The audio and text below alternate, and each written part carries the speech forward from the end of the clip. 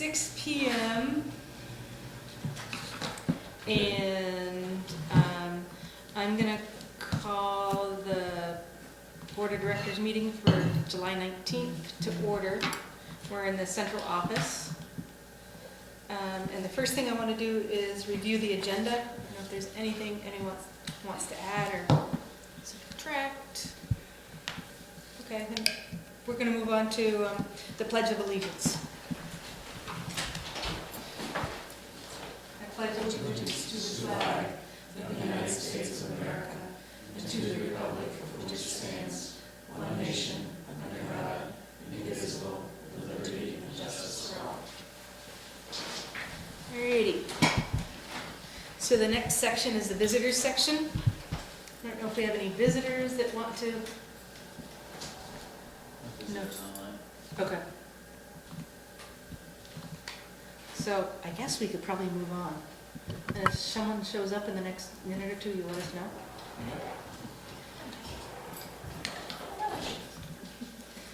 So the next thing is the consent agenda. And we're looking for approval of the minutes, the media packet, and staff changes. And do I need to do anything? You don't need to do anything unless someone wants to pull it out. I don't know what. All right. So the next section is old business, okay? And it is for the St. Albans City Board Representative appointment. And I motion to move the item 6A, the board representative appointment, to executive session per 1 BSA 313A3, the appointment or employment or evaluation of a public officer or employee, provided that the public body shall make a final decision to hire or appoint the public officer or employee during open meeting. So, could someone second my motion? Second. All right, then that, we're gonna have to call for a vote. So, Jack. Yes. All right. Joe. Yes. Charlie. Yes. Suzanne. Yes. Susan. Yes. Amanda. Yes. I think I have everyone. Mm-hmm. 2, 3, 4, 5, 6. All right. All right, so we are going to move that to executive session. And we're going to do that at the end of the meeting. And the next item is St. Albans Town Board Representative. And again, I am going to make a motion to move the item 6B, Board Representative Appointment, to executive session per 1 BSA 313A3, the appointment or employment of or evaluation of a public officer or employee, provided that the public body shall make a final decision to appoint or hire a public officer or employee at an open meeting. Would someone second my motion? Second. Thank you. And I'm going to call for a vote again. Jack? Yes. Johanna? Yes. Charlie? Yes. Suzanne? Yes. Susan? Yes. And Amanda? Yes. All right, so we'll move both those items to executive session. And we're on to the superintendent evaluation. Yeah. So do you want to talk about that? I can talk about it, or you can talk about it, and I can add in. I guess I'll Yeah. take off with it a little Yeah, bit. yeah. So just today, I want to say, hopefully you got in your packet. If not, we have some extra handouts, I think, Aaron, in case people need to see the timeline. Yeah, or we could throw this line through there. Are people able to see the timeline? It just got adjusted today a little bit. Susan and I talked about it yesterday, or Monday. Okay. Looks like everyone can see it. They, back in January, just give Joanna a minute so you can see it. I'm sorry. No, it's okay. I want to make sure you have it. I don't think I have it in 6. I probably do. I'm good. Yeah, okay. In January, actually in December, Nilda and I programmed out the evaluation process, and then with Nilda's illness, that kind of got set aside on top of it. So I just wanted to show kind of like this is literally an email cut and paste between Nilda and myself that I put there. Just she was working on it, and wanted to bring that. And then, so Susan and I talked on Monday, and I just put down some proposed dates, trying to get the same tasks. This comes from a evaluation process I've been through a couple of times with my previous district I was at. We use these kind of tasks that are set out here in the timeline to do a superintendent evaluation process. So I give it to you as just a proposal. I'm not saying it has to be that way. I just wanted to have a place to start the conversation from, what Susan and I talked about. And the second part that's in the packet is it says Washington Central Supervisory Union Superintendent Performance Evaluation Survey.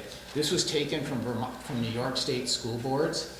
They had that's in alignment with the CCSSO, which is the chief. I'm gonna get it wrong. Yes. But it's the chiefs, basically secretaries or commissioners of education across all the states. And it aligns with their leadership standards. There were 6 of them at the time. It's now been expanded to 10. But this is a really nice rubric that was put together by the state of New York that we just used twice for evaluation. And one of the things that was done in my previous district that Becky's ready to do, and one of the reasons why she's here tonight, is the HR director would set up a Google form to collect the data, but you would have all the paper sheets, and I wouldn't be able to see it, and she would work with whoever from the board to be able to give that data and support you with plugging it. And that was done, I know that's happened in many districts where the HR director supports the board. So I wanted to give you both of those. I have other instruments, but this is one that I found has worked. So you said there were 10? They've expanded since this was created. Okay. There's been a revision to the standards. There's 5 here. It's now in 2016. John, do you remember when those leadership standards? It was somewhere around 2016. They got expanded, they revised, and it came up to 10. But I just went right back to my old drive I had at home and grabbed this. It's a tool I've used before. All right. So you're going to send a different.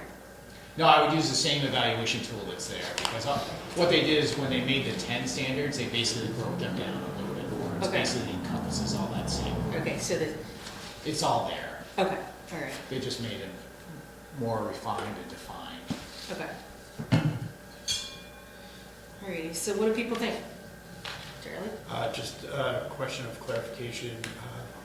The timeline mentions a data instrument. Could you explain what that is? So the data instrument is this right here, this rubric that's here. Okay. And that's what we use to, there would be a Google form that would pretty much mirror, like if I took this first one, and then you'd be able to just say what score you gave each row.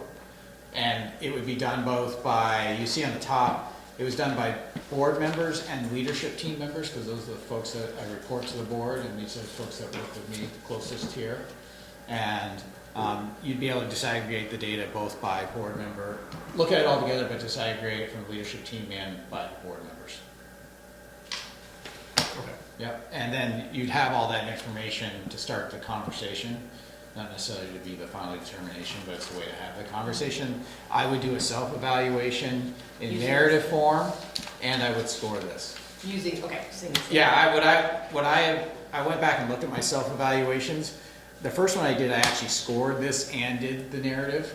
The second time the board said, Bill, you don't need to score, just give us the narrative that are aligned to the standards and the questions. And so that's what I did. I'm willing to do either, or, to do both of them, or to do both this and a narrative. I think the narrative is important because you kind of hear some of what I'm thinking through a written piece. And there's also times in here for, as you'll see in the timeline, for discussion to happen.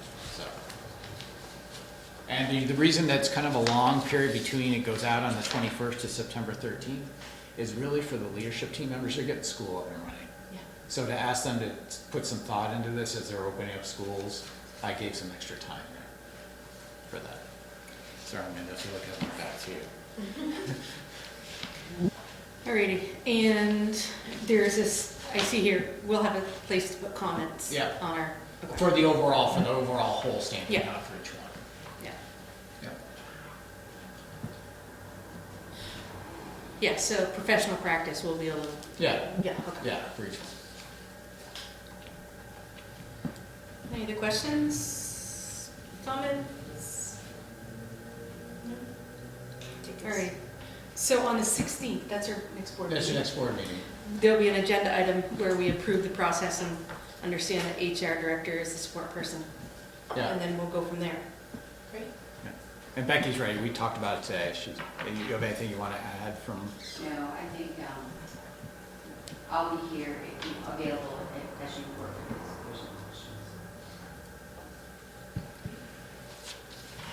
Okay. The only thing that I would, and I guess I just need to look at, when we're looking at our goals as well, right? Mm-hmm. Just making sure that we're not fully lining up, but making sure that, I think there should be alignment. yeah, I think there should be. I Yeah. mean, a lot of people, I've always personally struggled with personal goals. As a superintendent, I feel like my goals are the goals of the organization. absolutely. That's my job. Yeah. I represent the organization, so the goals of the organization are my goals. And I can remember one member of my previous board, he really challenged me on that. He's like, no, you've got to have personal. And I said, yeah, I have some personal professional goals, but I represent the organization, and my goals should be those of the organization. And so it was an interesting conversation. Yeah, sure. Jack, anything to add? No, I think it's a very important process, and I think you're going in the right direction, so it sounds good. Alrighty. So, I guess we're gonna move on then to new business. The next item is the fire and emergency preparedness drills policy. It's an action item. And so, I make a motion to adopt the fire and emergency preparedness drills policy that was warned at the June 28th meeting. Anyone want to second that? Any discussion?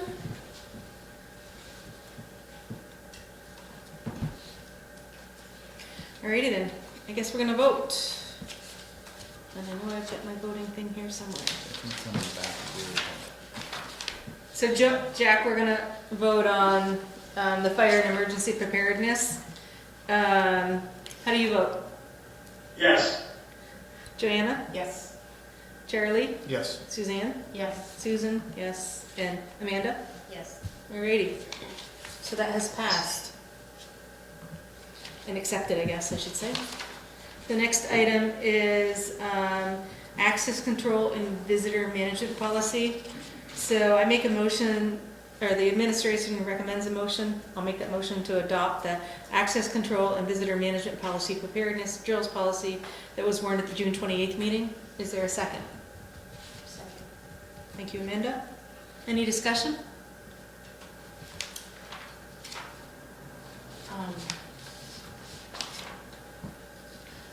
Just want to make sure, Bill, we talked about that there were a couple of buildings that weren't able to, are they able to uphold these policies? Because I don't want to be voting on something that they can't. Yeah, we didn't, no, we could put it into, was it in the procedure that we could put That's the what I was listing of the wondering. pieces? In the procedure. Policy. It does, just. So the policy's good, Good, policy's good, it's procedure where we're. all gonna list. buildings. Yeah, it's this building primarily, we think we have Collins Crowley figured out. And then the new lighthouse. Yeah, that one, I think with that one, it's easier because it doesn't have as many doors as this place has.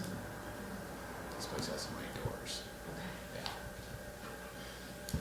Any So other, it's just the procedures, not the policy. Yeah, you're where we list. Perfect. Okay, thank you. any other questions or comments? Then we're gonna take a vote on the access control and visitor management policy. Jack? Yes. Joanna? Yes. Charlie? Yes. Suzanne? Yes. Susan, yes. Amanda? Yes. All right, so that's moved forward and accepted. The next thing we need to do is authorize activity checking account signatories. So the administration recommends a motion to remove Joan Cavallo and Brett Blanchard, and then authorize adding Stephanie Gagno and Polly Rico as signatories to the activity checking account. And I think I said Stephanie's name wrong. It's Canyon. Gannon. Gannon. Okay. The way I remember is what she says a bunch of times, is remember Canyon and just Oh, yeah, get it. okay. Have to get the French pronunciation out of there. So, I'm gonna make that motion. Is there Anyone to second it? Second. Thank you, Suzanne. Any discussion or questions? All right, then we're gonna vote on that too. Jack? Yes, Joanna? Yes. Charlie? Yes. Suzanne? Yes. Susan? Yes. Amanda? Yes. All right. This is pretty impressive. Don't speak too soon. So the next action item is the BFA driver education lease renewal. So the administration recommends a motion to lease 2 GMC Terrains from Handy's and the amounts presented. So I'll make that motion if someone would second it. Second. Thank you, Suzanne. Discussion. So I would like to have a little discussion. So we put this on the agenda because leasing and or buying vehicles right now, we have to move quickly. And so we put it on the agenda, but it wasn't until we got all the final paperwork that it came up to a level where it didn't have to come to the board for approval. So you can just ignore or you can approve it, whichever suits your fancy at this point. But it doesn't rise to the level of needing board action. Alrighty. How much is it? It's right The here. 2 lease agreements for the full lease timeframe ends up being slightly over $35,000. Alrighty. I guess we're just gonna accept it then, since we don't need to take a vote. Sorry, Liam, we just figured that out. Yeah, we Literally just like figured it 15 out. minutes before the meeting. Before you came in. It's a lot cheaper than last year. Yes. I didn't quite realize how cheap we're period for living. Yeah. Goodness. Really, with the interest rates. Alrighty, so we're gonna move on. So the next item is the governance policies that is attached. And, so I reviewed this earlier, and I think, that we could probably align our goals, a lot of our goals, with this governance policy. What kind of questions or input do people have on that? What do you have? Well, I'd say, if you remember back to when we were doing the governance work with the governance subcommittee, we were talking about how the board does its work. And these policies you enacted to help the board with the work. And Joanna, I think I finally fully understand what you've been talking about. And I wanted to say thank you. It just took a while to get into this head of like, what do we do as a board? And so Susan and I were talking about these policies and handing them out sooner around board goals versus district goals. And so that you might look at these policies as we get ready for a retreat. We're holding the retreat time until we know who the other board members are. To be able to say, these might be the areas where you make your board goals from. Yeah. I hope I'm in the right place. I think it finally took a while to get through to me, but I think I hope I am. Yeah, well, it's just all, it's messy, but. So, we wanted to give those to you. Our facilitator had actually asked right before we were gonna have the retreat that we postponed, hey, let me look through your policies, because these would be areas I would direct the board towards looking at for their making their own goals. And support, and of course, this is supporting the district goals, just as we had that conversation, we talked about superintendent evaluation. And then once our goals are in place, it would be the responsibility of the board really to be doing some of the reporting on how we're meeting those goals. And of course, we need help from the data collectors and the administrative group.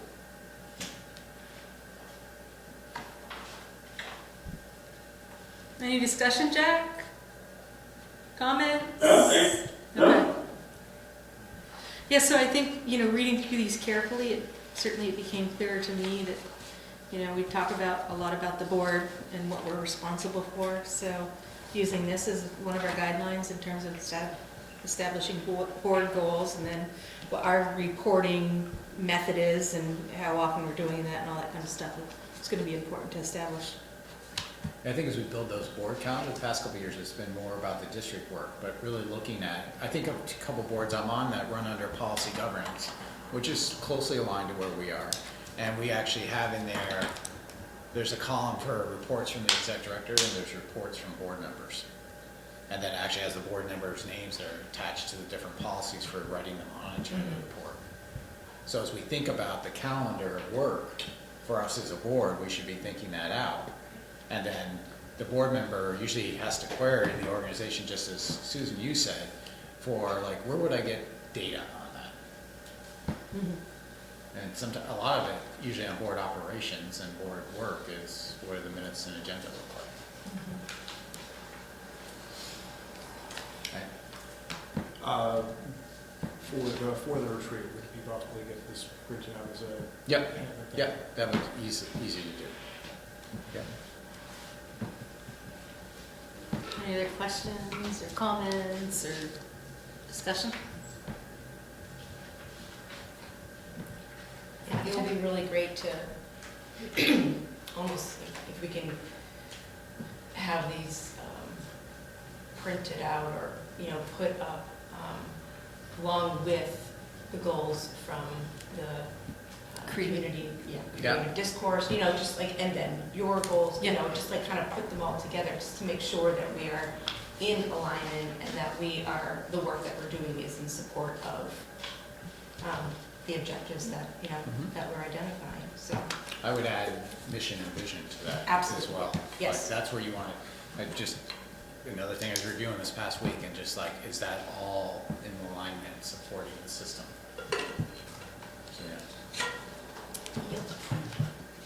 Great. Okay, so if no one has any other comments or discussion, we're gonna move on to 7F, which is responding to the creative discourse group report. And That's we can talk me, about yeah, that. I just want to write this note of what Joanna just said, 'cause it's a good idea. And the work that the goals committee did as well. Yeah.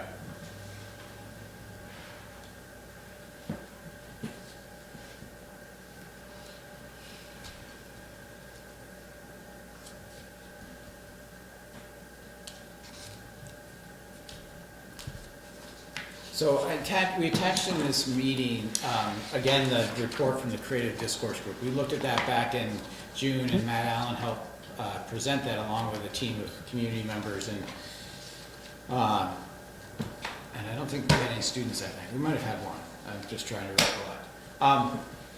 And in that, if you remember in the back, there were a bunch of suggested priority items. And in those priority items, there's a lot of community engagement that's in here. I could go through and list it, but in summary, just want to grab my sticky that I put on top. In summary, there's probably, I find 5 of the items that have direct community engagement, public, informing the public about. So I'm gonna call it, I really want to call it community engagement. I don't want to call it public relations, because it's about engaging the community in a two-way conversation, and that's how I think of that different than public relations, where I think of it's a one way of giving information out. And what you all took part of and saw that came with the work we did with the Creative Discourse Group this past year. And there were 3 others that highly need a support person to help support it. There's not direct public relations. For example, if I look at create opportunities for two-way exchange between diverse community members and students through art, music, writing, and other mediums, someone has to help manage that, but it may be the students and the and community members doing that, but making sure that there's a way of that happening. Another support way is easier pathways for teachers to communicate with parents that's going on in the classroom and how they can support and incorporate other materials. That's a support piece. So when I look at that, there's 3 others. So there's 8 of the 18 here that have that. So one of the things that we've been talking about in central office is we've had one position that's been open for quite a while that we haven't been able to fill. And so we've been looking at restructuring central office. So what I'm going to do, and I talked to Erin about the amount of time that she put in last year for the community engagement for what she did, and this is calling for more community engagement than just what we did, is it took about, she said she probably put about half her time into the community engagement and creative discourse. And that's short-sighted our human resources work that she used since she's the HR assistant. And I know Aaron himself did some support in there, and there were others that did as well to try to help backfill.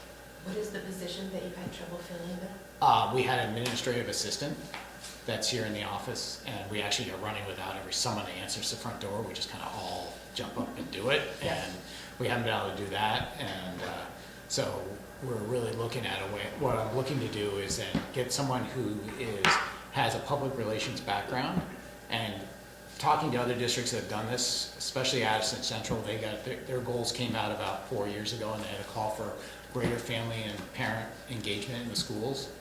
And you usually don't find someone that's in communication specialist, PR, that has that experience in parent-family engagement.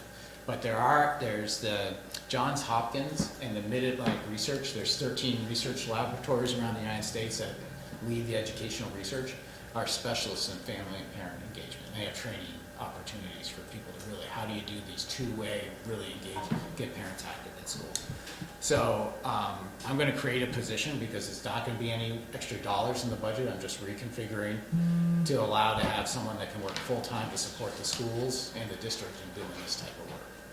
I mean, if it were something I had to put on top of other people's positions, they would, I know with their workload, they'd have to say, so what don't you want us to do? So I think we need to respond quickly. We still need to make a strategic plan that's aligned with the goals that are in here, and once the goals committee goes through that, but I think there's some things we can do right away. And What was that last sentence that you said? You think, what about the goals committee? I think the goals committee is, they're looking at the five pieces in here. I think we'll be closely aligned, if not exactly aligned with what the statements are. I'd actually be pretty surprised if we weren't, but that's the work of that committee. But all these priority items, we went and worked with the community, and we need to do some of that. We need to do that work, and there's some quick wins in here that I think can be done. And I was just talking with Sue McCormick today, because we're talking about our work that we continue for next year, and and how they work with us through next year, because they're funded through ESSER money, so we won't be able to have them. And how do we make ourselves self-sustainable? And this is one of the ways. She's like, I know she's in agreement with us. She's like, that's one of the ways you'll do that, if you have someone really outreaching, especially to historically marginalized groups that have a hard time feeling, I don't want to say it, connected to the school. That's probably the best way. And how do we make that a comfortable setting? So not only will they be doing district engagement in terms of communication and whatnot, but also at each of the different Helping schools? the different schools have different levels of support. Like if I look at, since Leanne, since you're here, you have a person that does community outreach for the tech center. Yes. So like the tech center won't need so much. Right. Over at City School, part of Mitch does a lot of different things, but part of his is doing that community where town doesn't have anyone. One of the things we heard loudly in here, and I remember I've heard it all, I didn't need a community forum to tell me, our website needs a community parent group to work with someone to say, you might think of it this way, school, but as parents, we don't know how to access that. Mm-hmm. So here's how we'd like to see it organized, and how does that make it work better? So things like that. Mm-hmm. And it's like town doesn't have someone doing that work, so how do they support town? It's not really like everyone's got to have the same level. It's figuring out how do all schools connect with the community, and how Fairfield, Center School and Fairfield might connect with this community can be different than the way town does and the way city does and the way BFA. So it's also, you have to find those authentic ways that really work to get that community engagement to happen. And currently, Fairfield doesn't have anyone that's tapped to do this? No, but they actually have a really good system going with their kids that they've done with and the way they have some of the Fairfield, I forget the title of the newsletter that goes out. The Trotter. And that's they've actually kids. It doesn't have to be, it's making sure it's happening. Mm-hmm.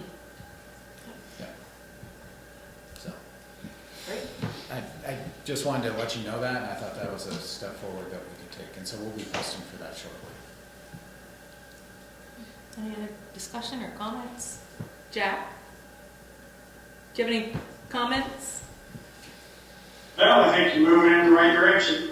It sounds good. Okay. All right, so I guess we're going to move on to warrants.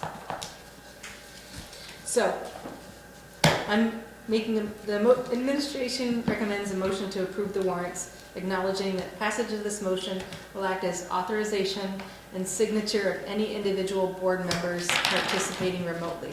So I'm going to make that motion. if someone would second it. Thank you, Because Charlie. we have 2 fiscal years.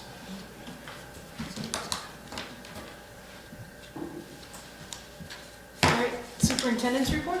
Did you take a vote on that? No, oh, I guess I did. So, Jack, Yes. Joanna, Yes. Charlie, Yes. Suzanne, Yes. Susan, yes, Amanda? Yes. All right. So next item is superintendent report. I don't know if you have anything. I have a couple of things. Okay, go. Go for it. I wanted to just say that, and Charlie should know this, and Jack probably knows this, but last week was our first week of summer camps, and I had a camp with convocation all week, and had a great time with 22 or 24 individuals from across designing, watching them design, develop, block, stage, rewrite the script for convocation for the speak course for the beginning of the year. And they used the work. I will give you this little tidbit, is they took the work that came from the students from the listening sessions from last year to build the script and what they're trying to say. And I'm just always awed at how, and it's great always seeing a graduated senior. Last year we had 2, this year we have 1. Maddie Gagne is leading it this year. Just lead the kids through it and just kind of step back and watch them do it. There's a couple times when you have to kind of step in, but it's more holding back the 3 of us that were adults from like, let them do it, they'll figure it out. So it was a tremendous week. It's so much fun, and they're a great group. So And when is that going to be? that's going to be on the 25th is going to be the performance around 10 o'clock. We'll get out more communication on that. They're coming together. They have one more full day up at the Collins Pearly on the 22nd.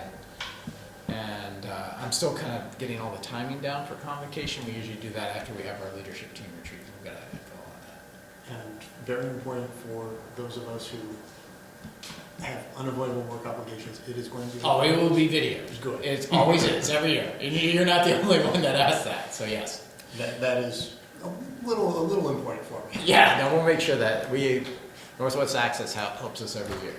And we get that, the whole convocation. So what you need to do is send probably Aaron an email, not myself, and say, when did it go off, so I can fast forward through that and get right I've got my wife, She'll tell you the she'll time. guide me through everything. Good, okay. Good. The other thing is I just wanted to give you a little bit of a hiring update.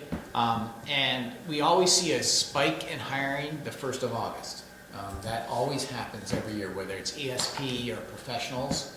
And so I just want, this has been a concern of ours, as you've heard a couple reports. So right now, in the non-union, we have 2 positions that aren't filled. And we're still trying to make sure, Becky and I were talking earlier today, we think our data's pretty close, but with administrators taking a lot of July, taking different vacations, we might have something filled at the school level we don't have at the district, or something might be open. So take these with a little bit of grain of salt.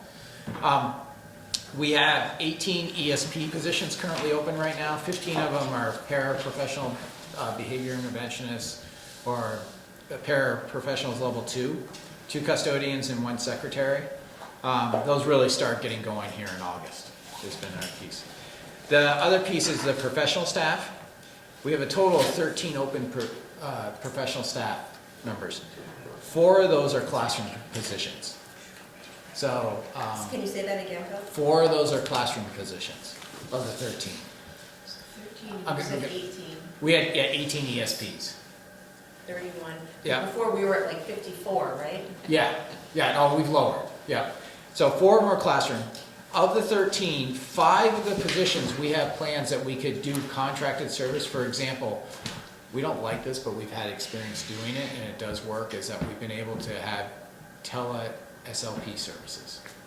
It's better than nothing, but it's not where we want to go. So it's not just SLPs, but I want to give that example of how we can do something different and provide the services.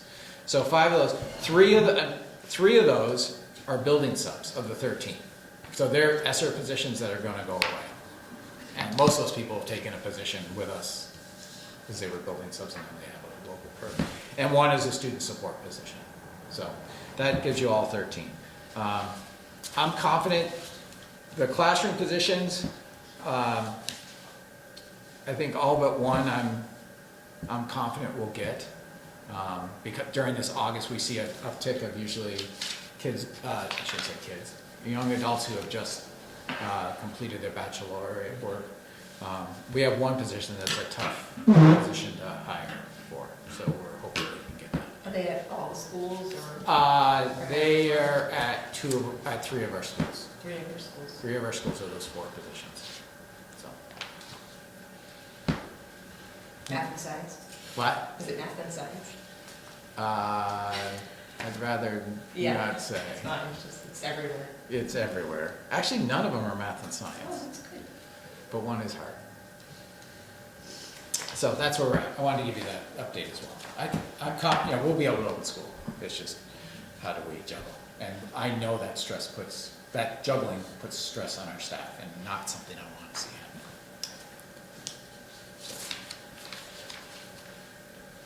Anything else? That's all I've got. Board announcements. Anyone? There's anyone?